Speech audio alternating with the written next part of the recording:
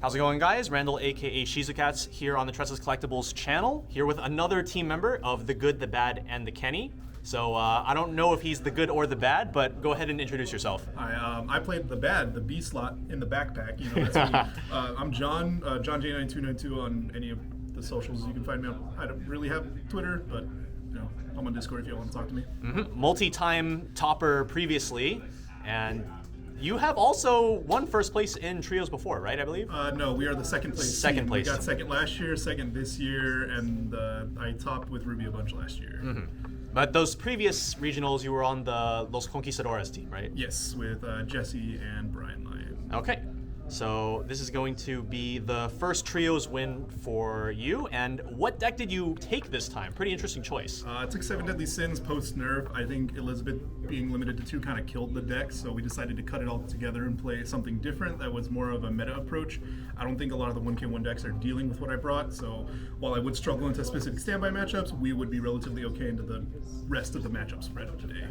And so your deck was it was Stocksoul Gilthunder into Escanor with a random 2-soul. Yeah, so basically we were running a 2-soul for those situations where we knew our opponent was out. I think it happened one time, opponent was 1 and 8. I have 6 cards in my hand. What if I just jam the 2-soul?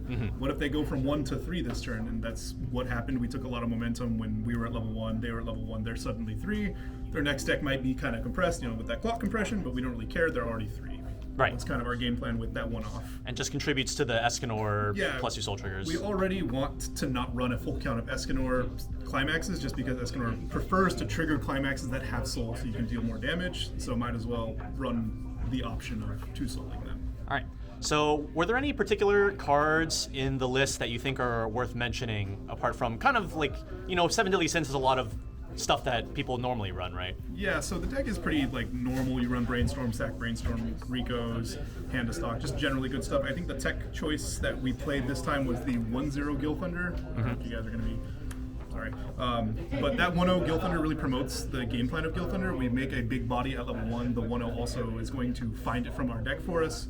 It's also a body on board for our full play condition, so it's like doing everything the 2-1 wants to do, being bigger cross turn. So we're going to keep him on board. We're finding him from our deck for no resource, and we're committing a body on board for our full board condition. But this isn't the one that gives him the anti counter, right? That's the girl. Yes, it's what you're thinking of is this level 0 from set 1 that bonds to it. I don't think 1k anti counter was particularly relevant as we are planning to go off at level 1. Realistically, decks that are running anti change that are 1-0s aren't necessarily prepping for it. I think that's something that what deck can afford to ditch 3 before going into their level 1 turn, or even if they have done their level 1 turn, what deck can afford to just ditch 3 to out the Gilthunder? And the 1k cross turn going from 9k to 10k, mostly irrelevant. There aren't a lot of matchups where you would say 9k is better than 10k, even 10-5 with the Brainstormer running in the center lane. Not particularly important, but the Gilthunder 1-0 bringing a lot of the value to the table here. Right, and then specking into red as well, rather than like in the like Hendrickson deck, because of the Hendrickson and the Fumio, you ran blue, but for this build decided to just go yellow, green, and red. Yeah, so we aren't allowed to run Fumio or Stock Swap in this deck, so there's not really a reason to push a lot of green or blue into the list because Escanor is on the restriction list, and we do need a bouncer to help Escanor land a little bit more damage, so we opt in for the early play Merlin. We did early play Merlin quite a bit, I think. Every game we were playing Merlin at 2 on right in our fresh deck going, okay, I have 8 cards, I got 2 guys, what if I just put a healer down and, you know, stabilize a little bit more? So we did splash more red. I think the red card of note that you'd find in this deck is the Black Panther. I think the Black Panther does make a big difference in both the early game and the mid game because assuming that they're able to clear the Gilthunder and sometimes clear the Meliodas, they might be small on their turn. You know, a lot of 1k1 decks are. Usually your 4k body is going to be big enough to win the lane, get your salvage ditch, get you into an Escanor piece for free is really what we're trying to get. And in the early game, we're swapping out 3s for playables so that we can full board our Gilthunder. Okay, so let's get into the tournament run itself. So it was 9 rounds, 6 rounds of normal Swiss, 3 rounds top cut. What was your record throughout the day? So 4-2 through Swiss, 1 and 2 in top cut. My 4-2 through Swiss, round 1 was my Shauna matchup. Didn't know that Escanor is not burn damage. Sorry, not sorry. They put 2 1-1s out. I bounce their finisher and go 6, and they go no. And I say, try reading the card here. You go. And they were like, oh. I wasn't prepared for that, and it's like, well, sorry. Round 2 against Ruby, I definitely couldn't count to 9. I definitely thought I had 9 stock. It was 8 stock, so I missed playing one of my Escanors, and I was like, oops, I hope you eat the 3. They canceled the 3, lived at 3-6. So okay. It happens. The next round, I was playing against Bunny Girl, the guy I played in finals. He was 3-4, I was 2-2. I was thinking I was safe, and then I got mined, and each mine hit 2 out of the 3, so I was just like, all right, my bad. I love Icy Tail. Yeah, I was 4-13 at the start of the turn. He open lanes me for 4, and I just took it, and I was like, yep. This is not looking It's very good. that game. Okay, good thing my teammates won. Let me double check with my round. I think my round 4 was against Nikkei. No, it was against Ram. Jacko Ram. That matchup went, he played standby, put the 2-1 out behind his 1-0. I play Meliodas, beat his 1-0. He can't beat 9K. Going into level 2, I went to 2 first. He standbys out Ram. I anti-changed the Ram. His game plan died. The next round was against Nikkei. Nikkei, he double early played. I'm playing 2 anti-change counters because, we're trying to win lanes. And it also sets up for our Escanor kill turn if we have open lanes. So anti-change one of the Alices. So effectively money countering and winning a lane really put us ahead. Round 6 was against Spy Family. They couldn't deal with the Gilthunder 2-1. Just generically, these 1K1 decks will struggle into the 9K 2-1. Going into Top Cut, round 1 was against Adventure Time. We both went to 3 kind of fast. I wasn't really set up to Escanor him, so I healed down to 3-0. Canceled 1 too many burn 1s and then died to the last burn 1. Like if I had canceled a 2 instead of a 1, the last burn 1 wouldn't have been lethal. Round 2 of Top Cut was against Project Sekai. Oh, really? Okay. Yeah, I opened up 6 out, and it was just a rough game where I drew 3 choices, ditched them, drew another 2 soul, triggered a stock soul. I see it's one of those games. And then the final round was a rematch against Bunny Girl, where once again he was 3, I was 2. He's got to go for the kill because it's Escanor. I lived at 3-5. Then Escanor does Escanor things and says you're level 3, you probably lose. Okay, so with that in mind, going into the tournament, and I guess even like coming out of the tournament, maybe your mind has changed between the two, but were there any particularly good matchups? I think you've kind of made it clear that you feel like the 1K1 decks that can't deal with the 9K would be the ideal matchups. Yeah, so there are decks that really struggle to deal with 9K, and let alone Meliodas. I know 6-5 Meliodas sounds like, oh, it should be pretty easy to run over, but not every time are you going to play Climax against Sins, not every time are you going to have the Climax to play. So when the Meliodas is sitting at 7K, the Gilthunder is sitting at 9K, if you don't have a Climax, you might not contest, which means I get to +3 for free, and if I get to +3 for free and keep my whole board, I'll draw to 8 cards, play a hand of stock for fun, and just swing 3 times. That's just generically like what went right. Every single game was like, if you couldn't contest, I get to keep cards. I can now set up for Escanor pretty freely.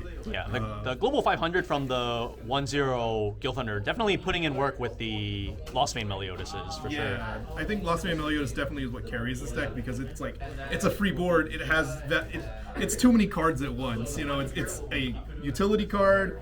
It's a copy of itself. It's deck control. It's got everything you need out of a level 1 without even needing a Climax.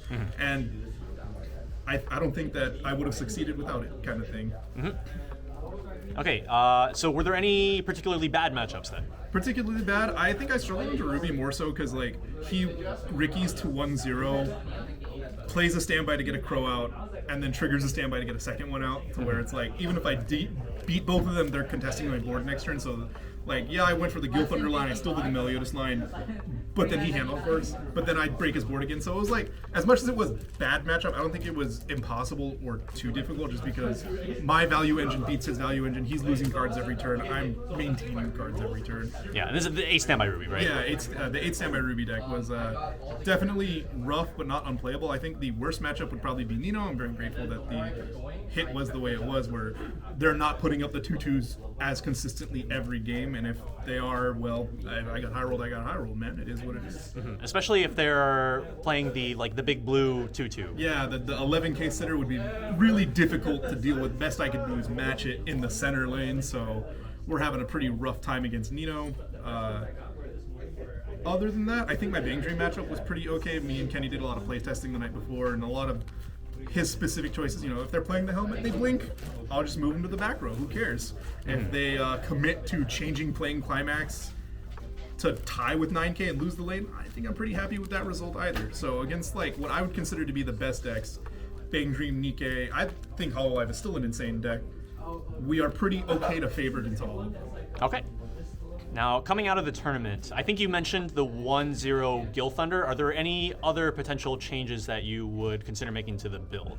We want to fit in more red, definitely. I think the Black Panther profile is really strong in our mid to late game strategy of like, if they decide or whatever, we can still get value. I think running a third copy would be pretty cool. I think we are definitely at a major event of singles going to be playing six stock soul or 2 soul-esque triggers and only 2 choice going forward. I think that as consistent as it is to have the extra choice, we would much prefer the high roll of the top end. I think that significantly helps what this deck is trying to do, although if the game goes accordingly, we don't even need it. And then maybe we make a cut of the 1-0 Gilthunder. I know we're playing 3, we like playing 3 for the consistency of it, but most of the time we're stock souling every copy of it that's not the one on board, or we're leveling a copy of it for green fix.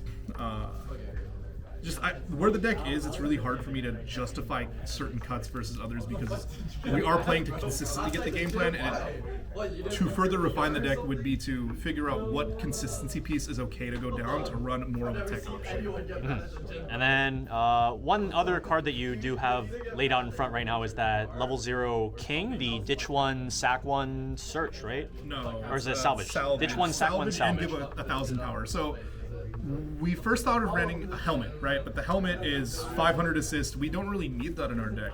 So we opted in for something that has more of a tech utility. So there are certain points in the game where you're like, oh, hey, a guy lived. What if I change this guy into a different guy for no cost? It can sack itself and function as a helmet if you want. And sometimes the 1,000 power does come up. But most of the time we were playing this right before we were going to 3 to trade a piece on board for an Escanor piece to hand. Let's say like if one of the Meliodas has lived but the other didn't, and we don't want to double Lostvayne, we can sack one of the Lostvanes to get an Escanor piece, which really is going to like get us closer to what we want out of the deck. So that's a card that felt really nice. I think I played it almost every game. Some games that goes to stock, it is what it is. But as a one-of, I felt really confident in what it offered to the deck.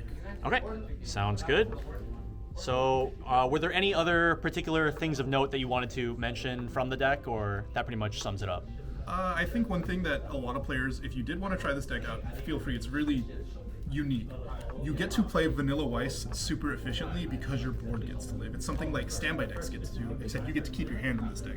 So if you are in a position like that, learning how to not play a climax, how to just do nothing. Yeah. Just, hey, my opponent's 2-3. What if they were 2-4? What if they were 2-5? All right, 2-5 is a very good result for me. And I think playing a climax can often feel really good because you're going to get value out of it.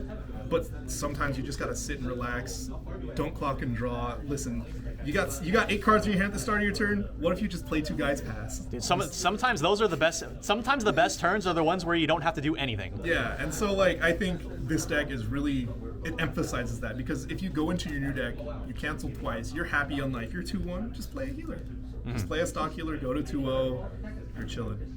Yeah, which is a very interesting contrast to like the Hendrickson Elizabeth version, which literally is just like, I'm gonna sack my board and I'm gonna sack some more board, and then maybe I'll play a Lostvayne. Yeah, the Elizabeth list was definitely just keep pushing buttons, keep playing your cards, play Yu-Gi-Oh, get to It's literally hit button dot deck, yeah, pretty much. And so while this retains like 30 of the same cards, you're functionally playing it so much different because your finisher is an explosive, your finisher isn't a cantrip, you're setting up to do a thing, you have to kind of play methodical.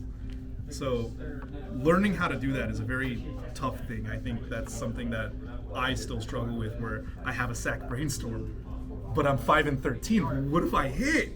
It's just like... and then it's like, but then you don't, and then you trigger 3 times. Yeah, what if I don't, and then I trigger 2 souls, and my opponent cancels on 3 twice, and I'm like, well, oops.